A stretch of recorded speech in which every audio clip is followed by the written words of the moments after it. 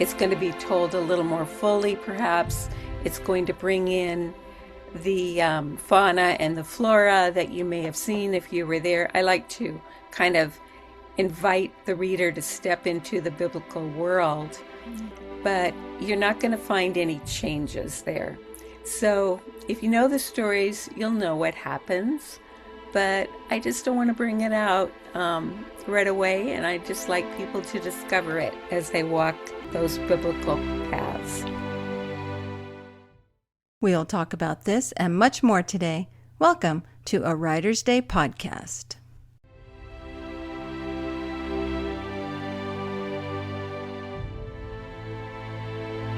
Hey everyone, welcome back to Writer's Day Podcast. My name is Ruth Douthit, and I'm an award-winning best-selling author of books in various genres, from fantasy to women's contemporary to what I call adventure fiction. And now I am writing suspense. And my cozy mystery Christmas novella, Murder at Christmas Tree Village, released and is available on Amazon right now. So if you love cozy Christmas mysteries about amateur sleuths trying to solve a murder, head over to Amazon and get your copy today and leave me a review. I'd love to know what you think of Murder at Christmas Tree Village. And please head over to my website and sign up for my newsletter at artbyruth.com to learn more about me and my projects, and I give away a book every month. And if you like today's episode, please be sure to head over to YouTube and subscribe there, and head over to Spotify and iHeartRadio and Apple Podcasts and follow me and leave me a comment. I love to engage with my listeners. Okay, enough about that. Let's get started. Dana McNeely is inspired by the Bible stories, and she loves to write biblical fiction. And her debut novel, Rain, was a finalist for the Christie Award and also the ACFW Carol Award. So you know the drill. Grab your favorite beverage, a comfortable chair, kick back and relax as we listen to Dana McNeely talk about her new book.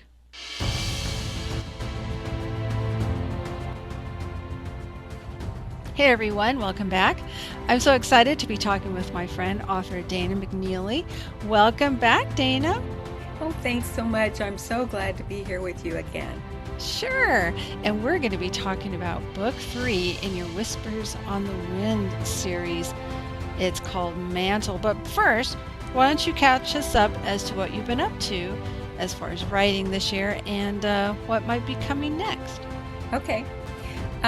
Well, just one of the writerly things that has really impacted me this year is joining some other writers in what we're calling sprints, where we get together most mornings, and for an hour and a half, we work on sprinting, which means 25 minutes of fast writing, and then 5 minutes to come back and kind of talk a little about your progress. So it's been really great working in community like that. It's got me going on my writing first thing in the morning. It's established, a discipline and a habit that I think is really useful in the arts, because you can get to be a little bit too introspective, thinking like, oh, I'm not really motivated today, or I'm not inspired. Well, we all get inspired at, precisely 7 a.m. as we sit down in the chair, and away we go. So that's been really great. Another thing is research and initial writing on a New Testament project. As my readers will know, this trilogy, of which Mantle is the third book, is set in the Old Testament, and it tells stories during the time of the prophets Elijah and Elisha. So I really have done a lot of extensive research in the Old Testament, and this year I started to think about branching out into the New Testament. So I've been doing quite a bit of research. Wow. Yeah, I mean, it was a big switch. Some things carry forward. A lot of maybe the things like foods and animals in the country, things like that, are staying the same. But even, the time of the kings versus the times of the Romans. I mean, it's a big change. So lots of historical changes. And I had to buy a lot more books, which is always fun, Mhm. research books. So I kind of focused on the books of Luke and Acts. And then, some things you carry with you always. And I'm sure you experience this too, Ruth. When you're writing, doesn't your real life and who you are creep in quite a bit? Oh, yes. Definitely. My kids will say, Mom, you told some of our family secrets. And I'm like, And you say, not but I really. changed the names to protect the innocent. Yeah. Or they'll say, your sense of humor kind of creeps in there, Mom, and maybe a 20th century sense of humor is not really appropriate. And even though we're in the 21st century, Yeah. I know, but my 20th century has remained with me. Yeah, we're still back in the 1900s. Yeah. But as long as, for me, if since I write suspense, as long as my fiction life doesn't start to appear in my real life, then I'm okay. But Yeah, I don't want to be writing about serial killers and then practicing that. I hear you. Well, speaking of suspense, a funny thing happened to me, and for those of you who don't know me, I have been a biblical writer for almost all of my published writing career. And I got this email where kind of a well-known publishing house had sent me an email and said, Dana, we'd like to interview you for our podcast. And I'm trying to think what it was called, Knives and Roses Hmm. podcast. And I went, huh, that doesn't quite sound right for biblical books. I wonder if it's a mistake. And then, no, I wanted it not to be a mistake because I wanted to, be interviewed by that publishing Yeah. house. And so I started to think why it might not be a mistake. And I thought, well, in Rain, the first book in my trilogy, a youth on the edge of manhood must flee with his mother and brother to escape the relentless Queen Jezebel, and a marriage of convenience turns into something more. In Whirlwind, a young widow flees with her stepson to escape, again, Queen Jezebel, who wants to wipe out their family line, while a handsome and honorable soldier yearns for a woman he cannot have. Now, doesn't that sound like suspense? And in Mantle, a young girl, spoiler, I'm not going to tell what happens to the young girl. There is also a betrayal, bears, and plenty of bows and arrows and knives. Mm. So I don't know. I think maybe I could be, sandwiched in with suspense authors. What do you think? You could try. I'm going to try writing a fantasy suspense novel next or Ah, this year, so we'll see. Sometimes you can blend both genres together. that sounds fun.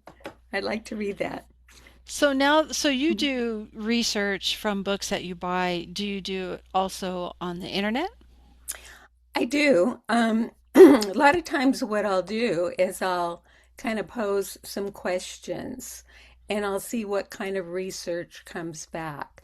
A lot of times, it'll be kind of general, generic, and then that allows me to kind of pick some specifics that I want to research and go on down that path. And it helps if I start out with maybe some commentaries. Mm. Um, I I found a new commentator this year, Dale Ralph Davis, and he is really interesting because he takes kind of just a different look than a lot of the commentators will take, very human look. And I know that inspiration is very important in tales of prophets and apostles, and yet they also are humans. And Mhm. I think when we read, we like to read about the humans. So I really like Dale Ralph Davis. Charles Swindoll, I love all the old preachers and I love him. So I like to read his commentaries. And John MacArthur is very specific and direct and kind of, I don't know what the word is. He's blunt. Mm. And a lot of times that just helps. He gets to the facts. And so those are maybe my three favorite commentators to kind of blend in with my research. Well, how exciting that you're going from Old Testament to New Testament. We can Yeah. hardly wait to hear about that story. Yeah. Well, I have a little blurb on that. Would you like to hear the blurb? Sure. Okay. In first century Jerusalem, Anna, an elderly prophetess, is confused by dreams of a mysterious child she must protect. Lucius, a resourceful, some may say cunning orphan, struggles to care for his ailing grandmother. And their lives intertwine toward the fulfillment of long awaited prophecies, leaving them to question their roles in a divine plan. And soon they're making a trip to Bethlehem. Ooh, I like it. Has that intrigue and mystery about it. Very nice. Let's talk about Mantle, Whispers on the Wind, Book 3. Tell us about this amazing story. Well, the you have the back cover copy there, which tells an awful lot. If you think about the story of Elisha, he was given the mantle of Elijah way back earlier in Kings after Elijah fled in the wilderness, went to Mount Sinai, and the Lord sent him on back with a few orders, and one of which was to anoint Elisha to be the prophet after him. So he does that. And yet his life continues and his leadership of the sons of the prophets continues for several years after that. And during that time, Elisha follows his mentor and cares for him, learns from him. But meanwhile, other prophets in the group are kind of wondering if he really is meant to follow Elijah. He's not a man like Elijah was. He's not as strong. He's not as fiery. He's kind of a person who likes to be peaceful and make friends rather than enemies. And so they kind of aren't sure if he's going to be the leader. So when Elijah finally does go up to heaven in a whirlwind, he begs him to please give him a double portion of his spirit. He knows he's going to need it. He knows he's going to face confrontation afterwards, and he does. So that's kind of how the story begins. Um, I've mentioned some of the elements in the stories kind of, teasingly when I was talking about suspense. I mentioned the incident of the bears, which happens quite soon. And a lot of people have questions about that incident. And it was a very interesting incident. A lot of people say, oh, the Bible talks about, how all these poor boys were killed just for teasing them about being bald. Well, as I've done some research, it really wasn't like that at all. So I would encourage you to read the book and see what the story is told like there in the book because it's really based on all that research, what the Bible is actually telling us in that story. I don't want to say too much about some of the other things because there really are some spoilers. I'm the kind of person who I'm always going to stick close to the Bible and tell what the Bible tells, which means I'm not going to change any of that. It's going to be as it was told. It's going to be told a little more fully, perhaps. It's going to bring in the fauna and the flora that you may have seen if you were there. I like to kind of invite the reader to step into the biblical world. But you're not going to find any changes there. So if you know the stories, you'll know what happens. But I just don't want to bring it out right away, and I just like people to discover it as they walk those biblical paths. Sure, I can understand. So you have Jaden, he's dealing with maybe dealing with, struggling with revenge. And then you have Gehazi Uh-huh. dealing with those temptations of wealth and power. And then Ziva, she's trying to get through her grief to find God's will. These are themes that we're dealing with in modern times. So I love that. Absolutely. So is that what you want your readers to gain? I mean, we want them to be entertained, of course, but is that what you want readers to gain from this story? I do. I want readers to find themselves in these characters, and they might say, if I was there, that's how I would have reacted. And you'll see these characters get their questions answered. You'll see them get their longings met or changed. And so it's like life, you don't know what's going to happen until it happens, but if God is in control, it's always going to be wonderful and it's always going to be for the best. That's true. I helped facilitate a grief support group, and one lady, she said she was struggling with the loss of her brother. And she said, I remember reading so many stories in the Old Testament, and the Lord took me back there to read all these stories. And it dawned on me, you know what? He already has the ending. He already knows how it's going to turn out. Yeah. And that just always stayed with me. I mean, I heard that months ago, but it just stays with me. And it sounds like that's kind of a theme in your story as well. Yeah, it is. And I think even in my first book, um, the the theme there was real strongly the search for God, the search for the true God.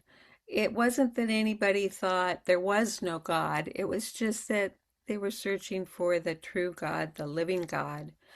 And it's it's a search I think we all continue even after we're Christians. We're like, God, are you here in this moment?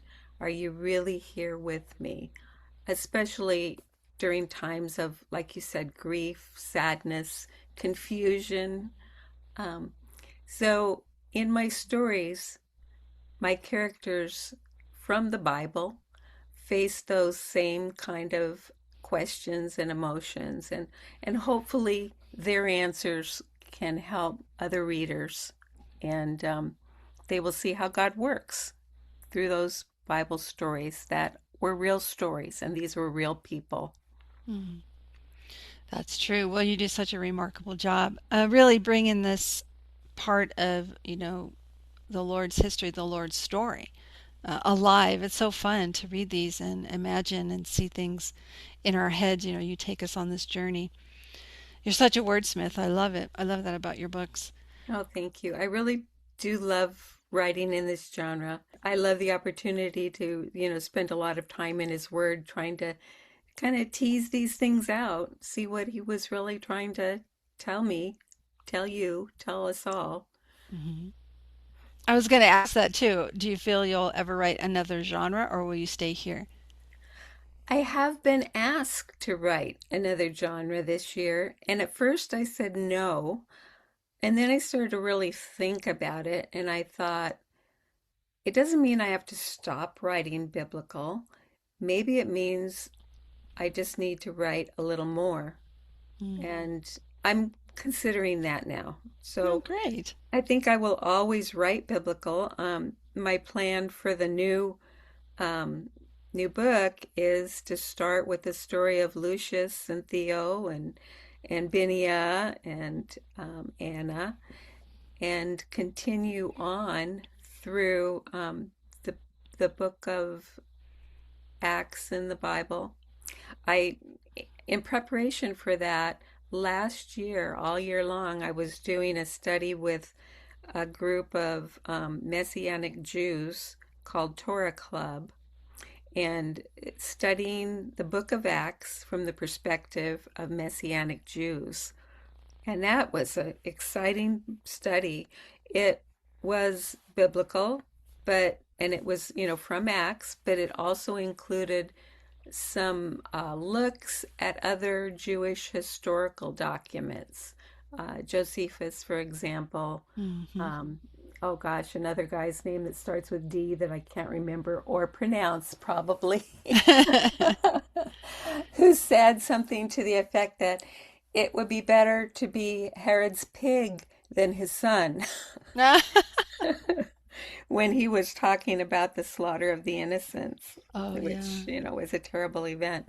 But that's been a great study. So I don't know where I started, but I was just talking about, other things that I've researched and Mhm. how I've really enjoyed them. But I feel like I will have a long series, much longer than a trilogy, if I go down that road, Yeah, because I'll that's probably true. tell stories of several of the apostles.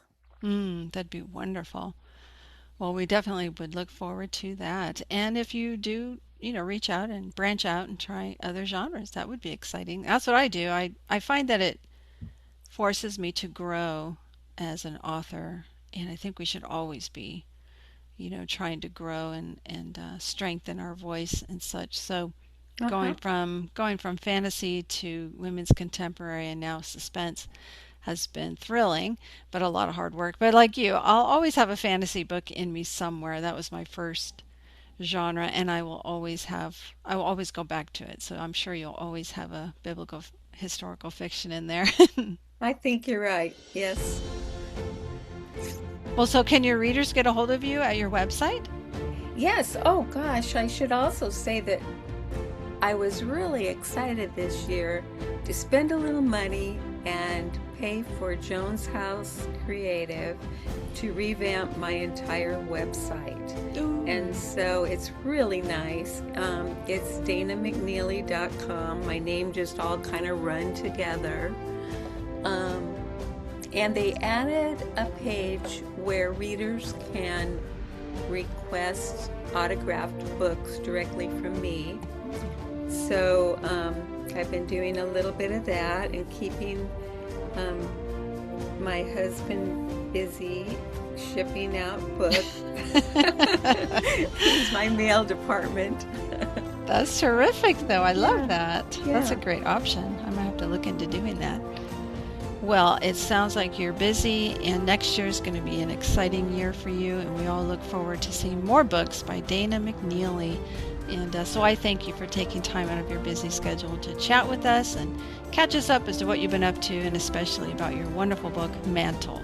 Thank Oh, you, thank Dana. you. Thank you, Ruth. I appreciate you. Wasn't that fun to listen to Dana McNeely talk about her book 3 in her Whispers on the Wind series, Mantle, and about her writing projects and her writing style. I also love to hear about her research because I can't imagine writing biblical fiction, all that research they have to do. So yeah, head over to her website, danamcneely.com, where you can learn more about her and see all of her books there. And you can purchase them signed, autographed copies right there at her website, and also read some of her blog and get to know Dana even more. And I hope that you've been encouraged to keep going on your writing journey and maybe stretch yourself a little bit, grow a little bit, and try a new genre like Dana's going to do. But most importantly, keep going forward on your writing journey, even if it means doing those sprints like Dana and her friends do. That could be so helpful. And I thank you so much for joining me today and for listening to a Writer's Day podcast. Until next time, God bless.